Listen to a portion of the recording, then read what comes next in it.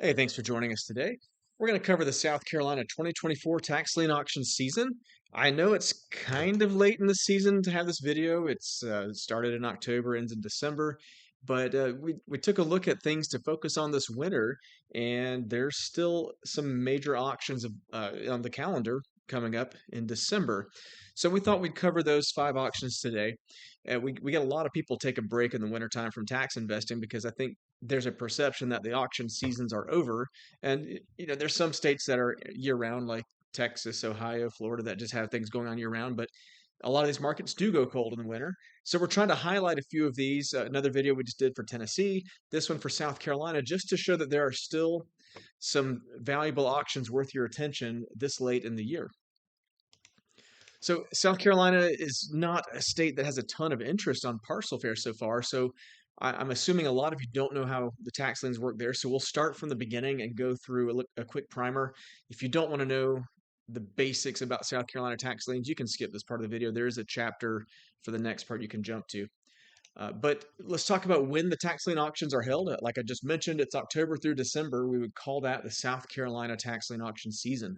We have in the past seen some as early as September, but this year the whole season seems to be running a little bit behind. It's more October and then a little bit later into December even. The tax lien auctions are held in person. We have not found a single tax lien auction in South Carolina that is online. And the leftovers. Everybody wants to know what happens to the leftovers. South Carolina doesn't hold the liens as leftovers to purchase. What actually happens is over time they become tax deeds and they're available over the counter. They call the department, I guess, with the county, the commission rather, they call it the Forfeited Land Commission or FLC.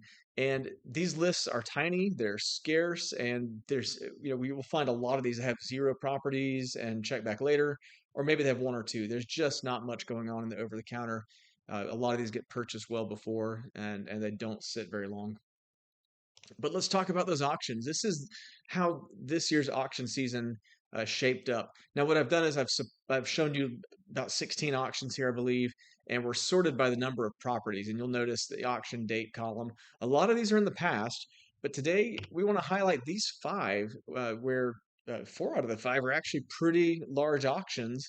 When we're looking at, they almost all of them have 1,000 properties or more. Georgetown being the outlier with only 500. But take note of the dates because we're looking at December 3rd all the way through the 16th. So the first half of the month, there's quite a few auctions. If you can get there in person, there could be some great deals. And hey, you know what? Keep in mind, we've seen a lot of investors take the month off. So maybe you have a little less competition in December because they're busy Christmas shopping or doing whatever vacations tax investors do. So let's get to how these auctions work now that we've taken an overview of the season and where they are. These are a premium bid auction format, which means the highest bidder wins. We just open up with a minimum bid that's set at basically the taxes owed plus any fees that the county requires, and that would be your starting bid. From then it goes up until the highest bidder wins. The interest rate has a 12% maximum per year, and it's not accrued monthly and it's not a penalty yearly either. It's kind of different. So I have an entire slide just to explain the interest rate after this one. So let's hang on for the interest rate explanation. The redemption period is 1 year from the date of the sale, and that means you can begin your foreclosure proceedings at 1 year. It doesn't mean you have the property free and clear at that point. A quick note about this market, the overbids do not accrue interest, only your opening bid amount accrues interest. The example I would use, let's just say if the opening bid's $1,000, and let's say you win the property for 2,000. That means you're going to get your interest rate on the first 1,000, but not the second, because the first 1,000 was the minimum bid, the opening bid. The second $1,000 you spent were overbid. So you're only going to get interest on the first 1,000 in that scenario because that was the minimum bid. So if it was $500, you would get, for the minimum bid, you would get interest on $500. So let's slide right into the interest rate explanation that I've promised you. So the code of laws are here on the left. It's worded accurately, but not the easiest thing to get your head around. So what I've done is I've made a picture. Let's just talk with the first 3 months, whether the redemption happens in month 1 or 2 or 3 or 1.5 or 2 3/4. Anytime in those first 3 months, you get 3% interest. Months 4, 5, and 6, it doubles 6%. Months 7, 8, 9, 9%. 10, 11, 12, 12%. That leads us to this little stair step picture. You'll see that in the first month, you're getting that 3% interest rate here. And in the second month, you're still getting 3% interest. This bottom x-axis are the months. And then in the third month, you're still getting 3% interest. But then at the fourth month, it bumps to 6 and so forth. The ninth, I'm sorry, the 10th, I'm sorry, months 7, 8, 9. Let me just stick to the script. Months 7, 8, and 9 are 9%. And that is this stair step right here. It's flat at 9%. And then at the end of the year, it leaps up to 12% for months 10, 11, and 12. So if you're getting redemptions in, like, let's say month number 10, you're still going to get full 12%. If you're getting redemptions in month number 1, you're getting 3% interest. So anywhere that you're getting your redemption where the owner pays their taxes and the lien is satisfied, this is how much you get paid based on your opening bid. So just a sidebar here, one of the big strategies if you want to play the interest rate game at auctions like this is you would want to find properties with a high starting bid because you can tie up money at the highest interest rate and the highest denomination possible. So a $20,000 opening bid is amazing because you can get $20,000 at this interest rate schedule on the screen. If you're buying $100 and $200 and $300 liens, uh, the paperwork is almost not worth it because there's just not much money tied up in interest. So moving on, this is where we're going to switch over and actually give you a live demo of the auctions. So what I'm going to do is I'm going to take you through the calendar and I'm going to show you each website as we go where the auctions are actually uh, posted by the county because it's important to know your sources. First off, October, we see all 5 auctions complete that we're tracking. November, all of those are complete. Let's move straight into December and talk about what's remaining. These 5 counties. And let's see, I think we just, let me refresh the screen. Yeah, there we go. So the numbers on our slideshow a moment ago, we presented you with the original advertisement numbers. So these are probably a little bit lower. Let's see. Yes, so Greenville's about 22 properties less at 974. I know Horry County is less, I think 800 or 900 redeemed. So Parcel Fair, this tool we're using, we do track redemption. So if 2,000 properties are advertised and there's only 1,000 left before the auction, as the auction approaches every day, you'll see properties disappear if the county sends an update. If they don't send an update, the count stays the same. But whenever redemptions are published by the county, we remove those from your list so you don't have to. So we'll start with Horry County. I'm going to view the map the properties from the auction by clicking this right here. And so Horry County is here on the coast. It's on the border of North and South Carolina. And just so you have an idea, I'm going to draw the county borders for you. And so you can see it's this county that is wedged in the corner with containing Myrtle Beach and North Myrtle Beach. And yes, there are beachfront properties in the auction. Now, before you get your hopes up, just remember these. Okay, this is the perfect example.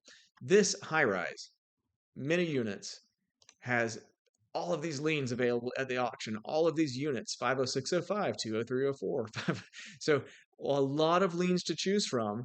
And any one of these links will take you to the report for that particular unit. Now, another great example. This is the rare Google Street View in the screen that takes you to the inside of the unit. So somebody did a panorama view. Uh, Actually, you know what? This is not the unit. This is the front desk. Someone did the best they could to get us at the unit. And so we have a front desk panorama view. That's really funny to me. Anyways, the unit we're talking about, Unit 20604, the legal description is your friend. It is this description right here between the buttons. And this tells you that it's Unit 20604 that you're bidding on. The street address is here. And the valuation, we see no land value because you're not buying any land. You're buying the unit in the building. But the total value is $105,000 valued by the county. Of course, the actual market value could be vastly different, especially as fast as these markets are moving. But one thing important to call you out is that we have a $2,300 opening bid because There's one tax lien available, and that tax lien, if you want to bid on it, it's on December 3rd next week, and we would be in person right here at this address at 9 a.m. and the tax is due 2307 is going to be the opening bid. So you would be able to tie up $2,300. You'll have to probably put in some overbid to win the auction, but all said and done, you could tie up a few $1,000 or $2,000 specifically and have that interest rate we just discussed. So uh, that's one auction for you to look at. There's just so much here. I mean, we're looking at all kinds of units and buildings on the coast. There's another one with 6 units available. If you're not shopping for units on the coast, of course, you can just bypass all that and scoot inland. We'll take our, I guess, helicopter satellite view here. And now we have 96 acres of land right there. Looks like timberland to me. I don't know. I've never been there, but it just looks like something that would be timberland. And let's see if we can look at the report. There it is. This one has an $11,000 amount due with no structure, no improvements. So we're just talking about the land is worth $994,000. This is what I was talking about a minute ago. If you wanted to tie up a decent amount of cash at a great interest rate, this is what you'd want to do. You would try to get this property as close to $11,000 at auction as you can. Remember, at the auction, there are variables out of your control, like what are other people bidding? Somebody could bid $994,000 for this property, and that's all it's worth. You That doesn't mean you should. It just means someone else was willing to put a ton of overbid in, and that was not a good deal. So you should avoid those deals if they're bidding it too high. It's simple. Just don't chase the bids. Stop when you have set your watermark and don't go any further. So there we go. Just so many properties to choose from. Again, 1,290. The original list was over 2,000, so we've tracked redemptions down to this. If you want to see the quickest way to get through 1,290 properties, use our search filters. Let's do vacant land with a minimum 10 acres, and we've cut it down to 22 properties. Okay. Let's say you want to go to 20-acre minimum. Take it down to 8 properties. Let's take that filter off, remove it, just delete it. And now let's do taxes owed. Let's say I want to only tie up $10,000 or more. There's only 3 properties with the minimum bid that high, so could limit your options there. Let's put it back to 2,000. We should have a much lower. Oh, actually, only 22. Let's drop it to 1,000. Oh, I'm looking at vacant land only. I'm sorry. Let's go back to $2,000. I should have cleared my filters because now there's 461. So you can filter the stuff to your heart's content. I mean, it's like what I'm doing here. I'm just playing around with the different values and things you can do here. But at the end of the day, clear your filters, 1,290 properties there. Taxes owed. Let's do 5,000 and see. So 78 properties. And let's click go on that. It's not easy to find 78 properties on the map unless they're big like this one. So I'm going to go to my view results as a list on the right side here. 78 properties. Now I have kind of the spreadsheet view. You can actually download, export to a CSV spreadsheet using this green button if you'd rather just see a spreadsheet. But I'm going to use this table and I'm going to sort by my acreage, see the 96 acres up top. Can sort by the building value and see there's a $5 million building here. And let's move on to another county. So we'll skip over Georgetown. It's a smaller auction. Let's check out Orangeburg while we're here, and we'll do a quick. This is actually the largest one, and it's going to be a different part of the state somewhat. It's just a little further inland behind Charleston. Charleston was earlier in the season, and let's see where this lands us. Yeah, so Orangeburg is right here. It looks like the city is also Orangeburg in the center of it. But it's an inland county. It has some lakefront here on Lake Marion on the east side. I see a lakefront property there if you want to see what a lakefront property would look like in this auction. One problem with Orangeburg is they did not publish an amount due. So we don't have minimum bids on these, unfortunately.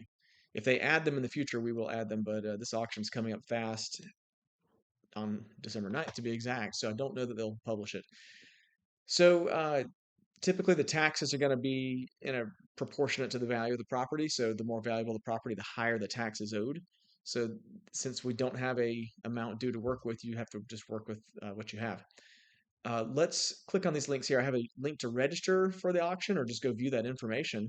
And this is the kind of website where we find these auctions. This is the Orangeburg County Property Listing and Advertising. And what we have are here's the PDF version of the list. And you'll notice we do have information here, including a parcel number, but we do not have an opening bid anywhere in the file. So you can certainly shop using this file and not use parcel fair. This is how tax investors have always done it without parcel fair, but there are 2,300 almost rows in this. So if you want to save yourself some time, this is why we made parcel fair, was for lists exactly like this one to help you out. Let's take a look at another Orangeburg property before we move on. Let's do something. Wow, there's some large chunks of land. I can't help myself.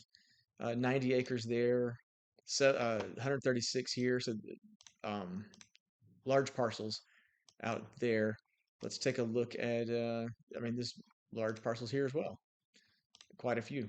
So you'll notice, you can really just kind of play around with this to your heart's content. But let's go to Orangeburg, the city, and let's go filter by improvements only. So this is going to give us houses only. Let's do a minimum value of $10,000. Just make sure it's not a shed or something. So 896 properties. And so now we're down to just looking at these. And let's open this one. We have this street address and this corner property right here. Actually looks nice for tax property. Remember, it's a tax lien. You're not buying the property. That could take longer to get through the redemption and foreclose on it. But that auction will be in person at this information here. You'd register and follow these links to find out more. So that's going to be Orangeburg for you. Let's see if there's anything else to look at here. I think that covers Orangeburg pretty well. And let's end. So we have Spartanburg and Greenville. I will briefly show you Spartanburg and Greenville. We won't go too deep on these. Just to show you where they are. Spartanburg, a very large area, center of the state. And we're looking at, it's actually in the north west corner of the state. I apologize. So we're next door to Greenville. So these two counties go together. And we have 1,381 parcels to look at here. Spartanburg is the city. We also have, let's go to the satellite. You do have the rural areas with acreage like this. So 15 acres there. So there's a lot to look at there. But similar to the other counties, you would, let's just flip over and see Greenville while we're next door. And we have almost 1,000 available in Greenville. Greenville's a great area. The city has really revived over the last 20 years, and they've just done a great job making this area appealing for people to visit and live. And let's see, Falls Park, I think is what I was looking for. Yeah, so this is what I'm talking about. I'll take a second, little sidebar here. The downtown area, they built this beautiful waterfront area, and there's a bridge in the way. So let's drive the car down the street very slowly. This car is not moving very quickly. Let me try a new spot. So let's take a look at the waterfront area here. So yeah, this area is just developed very nicely and really cute downtown area. So, and there are properties with tax liens in that area. If you look, we don't have to look very far to find houses right here that are going to be available at the auction. So let's take a look at, let's just pull this one up. So we're looking at a $945 amount due. We do have amount due in this auction. And it's at the Greenville Convention Center. One thing about Greenville is to help you out. They did not publish improvements valuations for us, only total valuation. So that means if you try to search for improvements, you're going to get zero. But knowing that those values are not published, now you can actually still search for houses by putting something like a $20,000 minimum, and that cuts a couple hundred out. We'll say that taxes owed. Let's put at least $500. That's just a guess. Now let's put at least $1,000. All right. So you just keep going up. Let's do a $2,000 minimum and see that cut us down pretty significantly to 354. That's going to limit it most likely to houses or some very large acreage. And so here's another house we could take a look at. Again, we don't know the value of the improvements, but we do know the starting bid is over $2,000 there, $2,003. And we would go to this auction at this place and time, and let's check out their website, the auction info. Here's Greenville's site where they publish the auction, and it's just right here on the webpage. You can't click the property, so there's no more details than that. You can just see kind of the brief here for each property, the amount due, the map number. There's no address either, so you have to really do your homework on these. But with Parcel Fair, of course, you have the address, all the information right here, and it will save you a lot of homework time. We've just filled in a lot of those gaps for you. Just think of us as a researcher who's giving you a report for thousands of properties to choose from. So that's it. Let's see, South Carolina, the auction calendar here. Those last 5 auctions coming up very soon. And again, this is just to encourage you in the wintertime. There are still auctions, deed auctions, lien auctions, all sorts of opportunities. I mean, in South Carolina, year round, we actually have foreclosure auctions. If you see this auction calendar, we're filtered right now by tax auctions only. If we go to foreclosure auctions and look at, let's look at 2024. So 30 plus auctions a month that we're researching for you and posting on the site. There's 24 more in December. So if you are not interested in tax liens, maybe foreclosures are something you'd want to try out. So there's options here. And if you're investing in South Carolina, we'd love to hear from you. We rarely hear from anyone there. It's just not one of our more popular markets, probably because you have to show up in person. And so tell us about your experience there. And if you have any requests, things we can do to make better for your experience in South Carolina, we'd love to hear that too. So if this was good content for you and helpful, please like the video, subscribe to the channel if you want more. And it helps us just really know how to tune this content for you. And thank you for watching today.